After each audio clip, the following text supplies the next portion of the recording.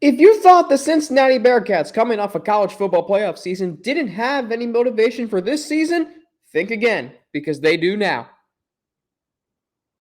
Our Locked On Bearcats, your daily podcast on the Cincinnati Bearcats, part of the Locked On Podcast Network, your team every day.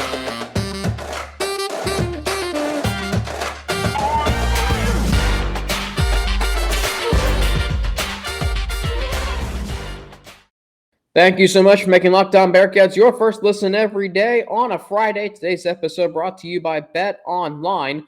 Bet Online has you covered this season with more props, odds, and lines than ever before. Bet Online, where the game starts. Alex Frank with you, your host here on Locked On Bearcats. Don't forget you can view and hear our podcast free and available everywhere you get your podcast and on YouTube. Don't forget to subscribe to our Locked On Bearcats YouTube channel, up to 381 subscribers and counting. Follow us too to get an alert every time we drop a new episode. We're gearing up for fall camp. AAC Media Days were yesterday, and well, the Cincinnati Bearcats were picked to finish second. So you're telling me that coming off a college football playoff season, coming off of 2 straight conference championships, having not lost a conference game since before we knew the term COVID-19, which was back in December of 2019, and the Cincinnati Bearcats are picked to finish second. What? Houston was picked to finish first. Now, I am not saying Houston is a bad team. I am not saying they're not good. I am saying that the Cincinnati Bearcats being picked to finish second and all the momentum they have within their program is insulting. It really is. And if you thought the Cincinnati Bearcats, because I was asked this question by Josh Neighbors, Locked On Big 12, in his, he did a preview for every Big 12 team and teams who are coming into the conference. You can go check my episode out with him on Locked On Big 12. And he asked me what the motivation is for Cincinnati this season. And, you know, I've been asked that. I've thought about it. And let's be honest. What is the motivation? It is a legitimate question. Because you last year achieved what you had been working towards for 4 years. You had climbed the mountain. So, making the college football playoff. For the kind of program Cincinnati was and still technically is, yeah, there are still some questions. And as far as motivation, because what is there left for this team to accomplish? Well, there's a lot left for this team to accomplish. You know, I phrased it this way. They were 2 wins away from a national championship last year. Lost in all of the excitement and what's the word I'm looking for? Lost in all of the excitement in the unbelievable run to the playoff by the Cincinnati Bearcats was the fact that they were 2 wins away from a national championship. They were in the championship tournament of the college football playoff, or of college football, excuse me. They were right there to win a national championship. When you look at it that way, there's some unfinished business. When you look at that they are playing their final season in the American Athletic Conference, thank goodness. And the fact that they are a playoff team playing in a group of 5 conference, shouldn't that be motivation to at least win a conference championship again? You have a lot to defend going into this season. Whereas last year in 2020, you had a lot to ascend to. This year, you have a lot to defend this year.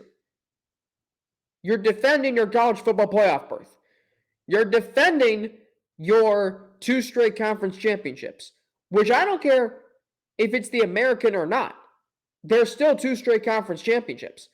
You are defending a 26-game home winning streak. One that started in 2017. That was when Fifth Third Arena was still undergoing renovations.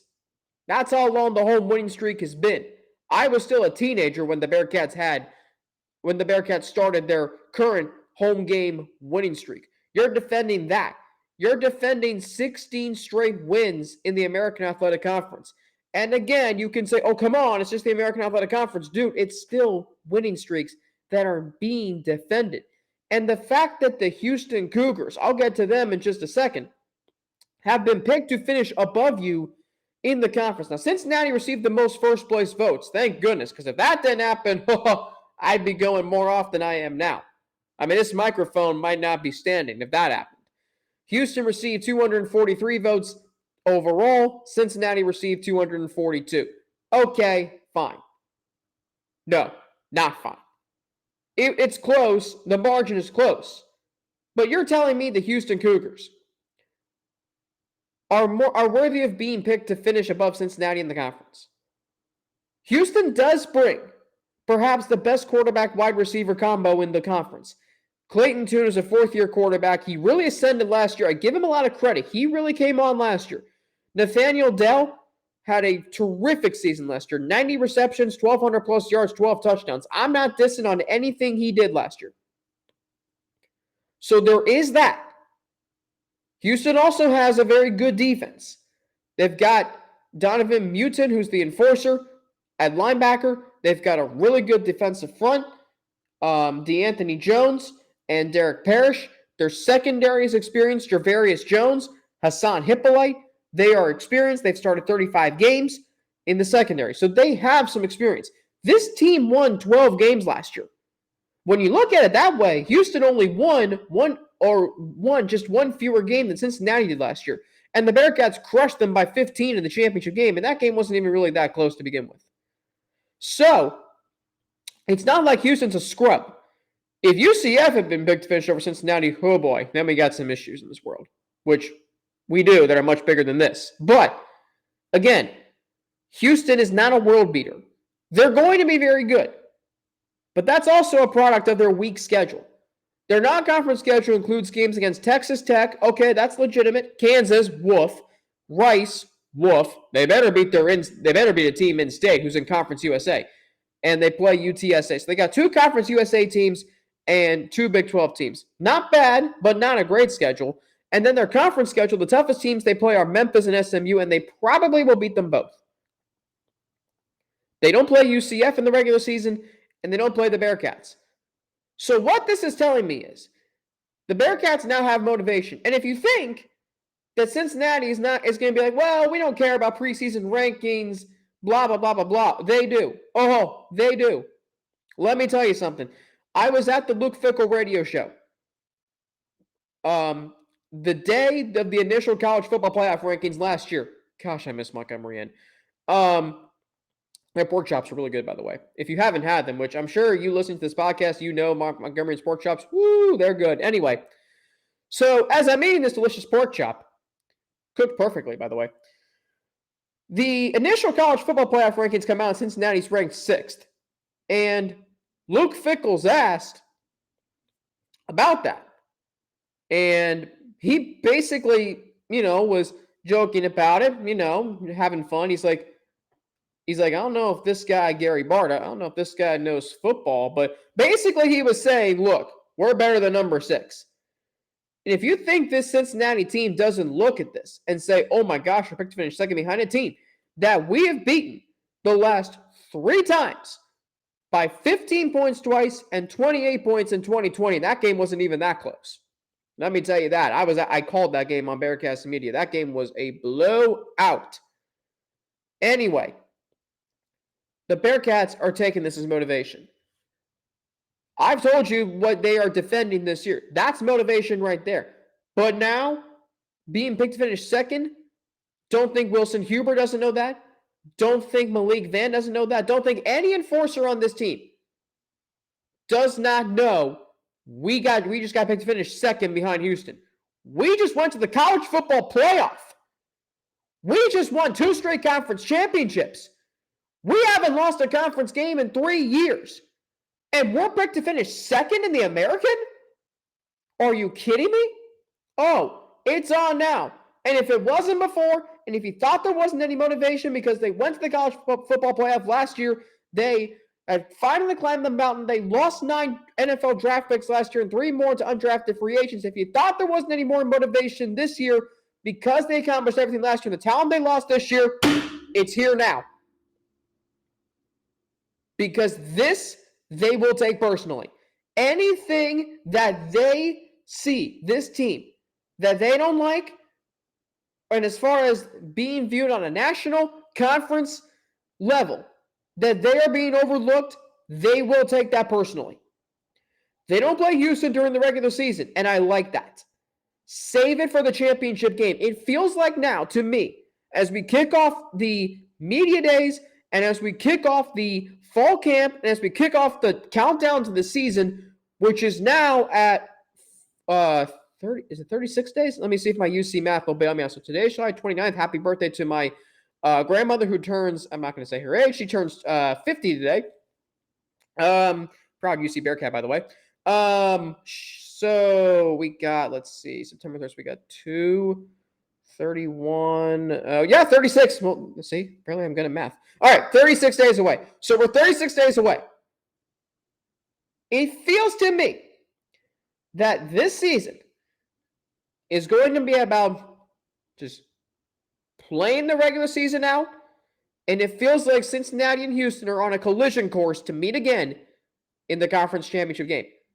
It might be played in Houston this year. It might be. There's legitimate. It might be a road championship game for Cincinnati because Houston's schedule is very easy. Cincinnati's is not. Cincinnati plays Arkansas and UCF and Indiana. Houston doesn't play those teams. Houston very well might go 12-0. It would not shock me. Cincinnati could go 12-0. But it does feel like to me that these two teams are on a collision course to meet for a conference championship. Then we'll settle who really is number one in this conference. Coming up, Cincinnati going into fall camp, there are 2 positions, and they're both in the trenches. And why that is huge going into this season. Plus, an update from Atlanta Falcons training camp where Desmond Ridder had a setback yesterday. I'll explain what that's. It's not directly to him as far as his game is concerned. I'll explain what that setback is next after a word from betonline.net. You see, betonline.net is the fastest and easiest way to check in on all of your betting needs. Find all your favorite sports and events at the #1 online source for odds, lines, and games. Find reviews and news of every league, including Major League Baseball, NFL, NBA, NHL, combat sports, esports, and even golf. BetOnline continues to be the top online resource for all your sports wagering information, from live in-game betting scores and podcasts, that have you covered. Head to BetOnline today to use your mobile device to learn more about the action happening today. BetOnline, where the game starts. All right, so NFL training camps are underway. The Atlanta Falcons training camp is underway down in Flowery Branch, Georgia. That's actually, I'm in the state of Georgia right now. And so Desmond Ridder had a setback Wednesday rather. That's because the Falcons have named currently Marcus Mariota the starting quarterback. Now, that's not a shock to me. It really isn't. I'm disappointed because it's so early in camp and you don't really know how it's going to play out. Like, I'm reading reports on training camp Wednesday night out of Pittsburgh, and there's no definitive answer there at quarterback. Mike Tomlin's not going to give you an answer. There's no definitive answer there. So why is there a definitive answer here? Like, I get it, Marcus Mariota has been with Falcons head coach Arthur Smith for 5 of his 7 seasons in the league when he was with the Tennessee Titans. I get that. So there's that relationship that's already there. At the same time, though, I want Desmond Ridder to get a fair chance to win the starting job. I think he is very deserving of it. I said it right after he got drafted. This guy can be the next great NFC South quarterback. And I know that I am known on this show to hype up this year's current Bearcats team and Bearcats of the past. But isn't that what I'm supposed to do as a daily host of a Bearcats podcast? Now, I'm going to give it to you straight. I'm going to tell you when I don't like something. I'm going to tell you when I think the Bearcats suck. I'm going to tell you that. But there is so much momentum within this football program right now that, yeah, I'm going to hype it up. That, yeah, I'm going to hype up Desmond Ridder, the third winningest quarterback in college football history. He should be given a chance to win the starting job. And this decision, and it's not like Arthur Smith made this decision. It was Charles London, their quarterback's coach, of all people, to say, yeah, Marcus Mariota's our guy. You watch, Marcus Mariota is not that great of a quarterback. I don't even think he's that good of a quarterback. Yeah, he's won a playoff game, but let's be honest. That came against a weak Chiefs team in 2017. He hasn't started a play, and his next playoff start in New England, yeah, you saw the results, 35-7. I think Marcus Mariota is serviceable. I think he can win you games, but not consistently. Now, we don't know that with Desmond Ridder, but it makes me think because Mariota and Arthur Smith are somewhat attached at the hip, that it makes me think that maybe Desmond Ridder doesn't really have a chance now. Is he in the position where he can compete for the starting job? That's a big question. And it's going to be an interesting storyline to follow throughout fall camp. Meanwhile, back in Cincinnati, the quarterback battle this year between Ben Bryant and Evan Prater, no doubt, is going to dominate fall camp. Whoever wins the starting job is going to have some luxuries around him. Why? Well, we touched on the wide receiving core earlier this week. We know the tight ends are maybe the best tight end tandem in the country. And we know they have a strong running back room behind them. There isn't a league candidate yet, although I do think that there will be one come the middle of the season. What they also have, what the new starting quarterback will also have, is a very good offensive line blocking in front of him. You know, last year, for as talented as Cincinnati was, their offensive line wasn't great. It was a really good offensive line, but, you know, there were some question marks last year. John Williams made his first season as a starter at left tackle. I look at Lorenz Metz at right guard. I think about the new starters that include Jake Renfro and Dylan O'Quinn. You know, they had started in 2020, but at the same time, okay, you know, they were inexperienced. And Jeremy Cooper at left guard. Now you've got some experience because they've played together for a full season. They went through a tough schedule last year. They went up against Alabama in the Cotton Bowl, and that defensive line was menacing in that game. So they have a lot of experience, and they've been through a lot that can help them this season. And for a new quarterback, you want to come into a situation where you're going to be protected. You're going to be able to utilize the weapons around you. Because what good is having weapons around you if you don't have a good offensive line blocking in front of you? Like, I don't think we understand how important it is that you have all five starters returning. There's continuity. And it's not just about blocking. It's about, you know, different types of blocks. I'm not trying to be an X's and O's aficionado here, but there's a lot that goes into offensive line play. You know, there are different assignments on every play. And when you have the same five guys who have worked together for a year on a very good Bearcats team, on a team that went to the college football playoff. I know there's a new offensive line coach in Mike Cummings.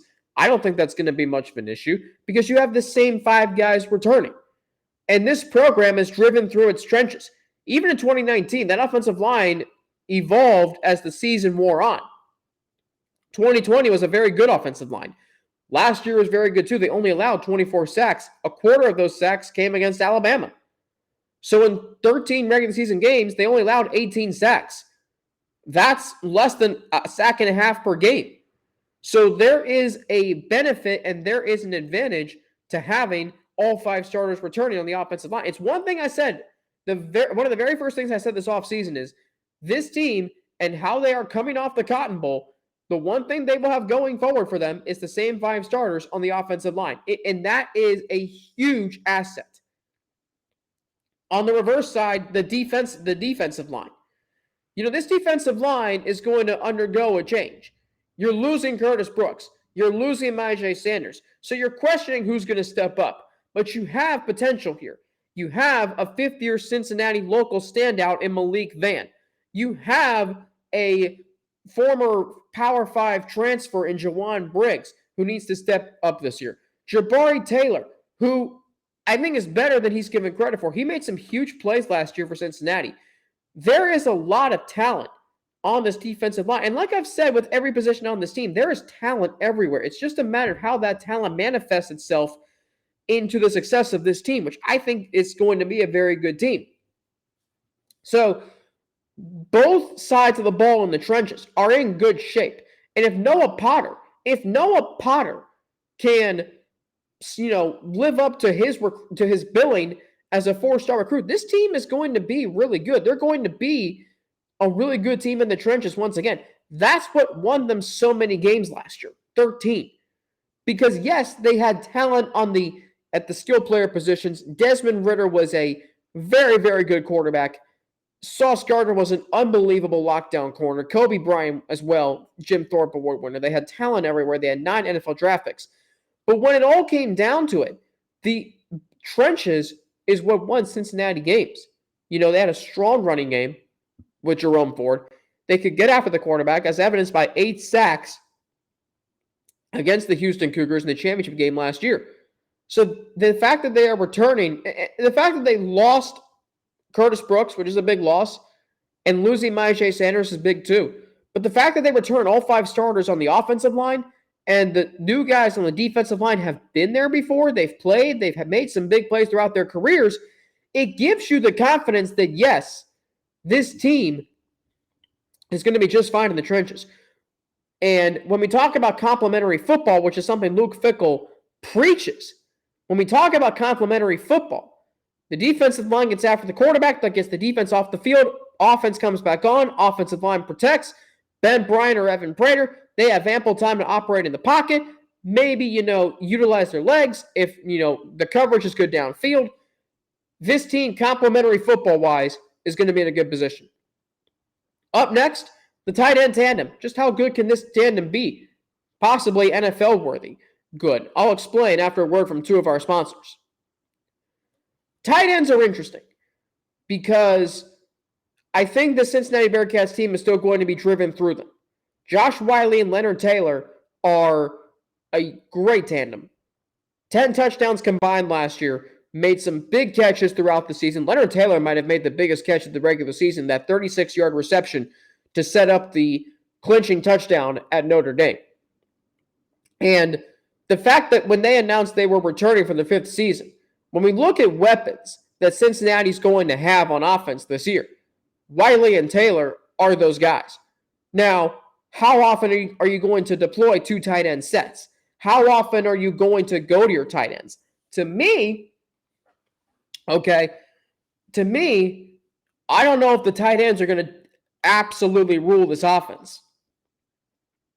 Because I look at the receiving corps and the talent that's there, and I say to myself, okay, if you can find a way to develop these receivers, if Tyler Scott can take another step forward this year, if Trey Tucker can be more than just your flash in the pan, big play guy downfield, if Nick Mardner is as advertised, if he can bring something to you, whether it be in the slot, whether it be out wide, then you've got Jaden Thompson. It's going to be really interesting to see what this offense is able to do to make it harder for defenses to defend. Are they going to be predictable? No, hey, they're going to their tight ends. Because I don't think you can do that this year. It's worked in the past. But Josh Wiley and Leonard Taylor have produced a lot of tape over the last, really, 2 seasons. Defenses know that's where the ball is going. There's a reason why these 3 guys potentially could be NFL prospects. Because they are productive tight ends. Wiley is a wide receiver playing tight end. Because he can high point the ball. He can run after the catch. Leonard Taylor is more of your physical tight end, but he can also run. I mean, that 36-yard reception down the seam in Notre Dame, that's not an easy route to run. You have to get to the ball, and Taylor did. But then again, and that's why they complement each other so well. But defenses know that's where the ball is going. Now, what's great is for Ben Bryant or Evan Prater, they have those guys. Remember when Desmond Ridder took over, he had Josiah DeGuara right there. I mean, Josiah DeGuara quickly emerged as one of Ritter's favorite targets. And then you go to and you go all the way back to, when Travis Kelce was here and the new quarterbacks who came after Tony Pike, Zach Collaros. And you think about, why am I blanking here? Munchie Legault, or you think about Brendan McKay. You think about any one of those new quarterbacks, mainly Zach Collaros, who came after Tony Pike. What do they have? A huge asset at tight end in Travis Kelce. So there's a lot to love with these tight ends. And now they're only going to be here. Taylor is in his 5th season. Wiley, I believe, is also in his 5th season. So you're going to have 1 year with them, whoever's the new quarterback. Ben Bryant actually has thrown a touchdown to Leonard Taylor. So they have a connection. Bryant and Wiley might be a little different. But, again, a quarterback security blanket is his tight ends. Why? Because you don't know what they're doing. They could be blocking one play. They could be, going out trying to catch passes on the next play. So there is the luxury of having a great tight end tandem for whoever starts a quarterback. But how much can they be utilized? Because defenses know it's going to be on their scouting reports. These two guys. Don't be surprised if Arkansas realizes, hey, these tight ends are going to be utilized. Let's make these receivers have to step up. That might happen. But they should be able to work against Kennesaw State. They should be able to work against Miami, Ohio, and against Indiana. But against Arkansas, keep an eye out to see how much those tight ends actually do some things and actually have good performances. Because it's not going to be as easy as it's been because he's going. Wow. So Cincinnati picked to finish 2nd in the AAC media poll. Much more on that and Luke Fickell, what he said in media days last week around the conference, as well as Cincinnati looks to or embarks on a journey to defend their win a third straight conference championship in their final season in the American Athletic Conference. So